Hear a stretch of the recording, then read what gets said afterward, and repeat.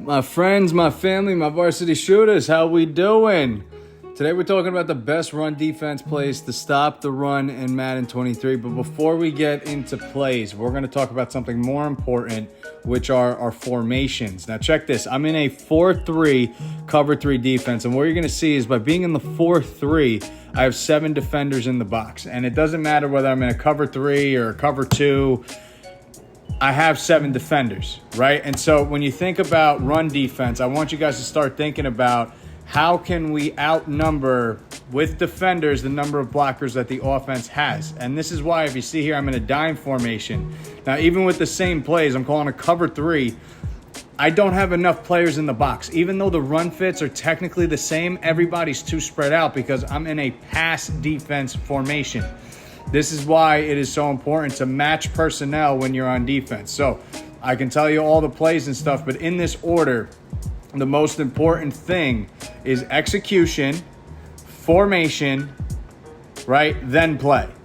But I'm going to show you the best plays anyway. And the best plays I'll tell you right now for stopping the inside run game, that's going to be cover 3 and cover 1. However, again, if you have the right formation, you know how to execute, and if you watch my previous videos, which I highly recommend before watching this one, you would know how to execute. You would know all about the principles I covered in previous concepts. So even if you're caught out of formation or you don't have the right play, by executing the techniques I talk about, you'll still be able to make it. Now, when we're talking about outside run defense, right now I'm in a cover 4, okay? And you saw in that last clip I gained 5 yards, but what's typically gonna happen is the safeties are involved in the run game and the defense is gonna react much quicker and they're gonna set that edge. Now, even if they don't, as you can see here, we can still pursue the runner and go and make a play on the ball. But you see here, typically in cover 4, unless you're playing a really great offense like the 49ers that gets really good zone blocking and get that edge, typically in this cover 4, we'll be able to set the edge, or we're going to know how to run pursue like I went over in my last video again, and we'll be able to make the tackles right there. Okay, let's switch directions here. Okay, I want to talk about cover 1 defense and also cover 3 when it comes to stopping the outside run. So you saw I was in a cover 4, I switched to a cover 3, and what happened was the safety dropped down into the box. So we're thinking, okay, this is great, right? Cover 3 wise, yes, it's all right. But cover 1, what I don't like when trying to stop the outside run is if you look at the 2 guys on the right, and I'm about to circle them, everyone's in man coverage. Okay, so if the wide receivers are firing out, like you'll see here, like they're going for a pass, that defender's going with them.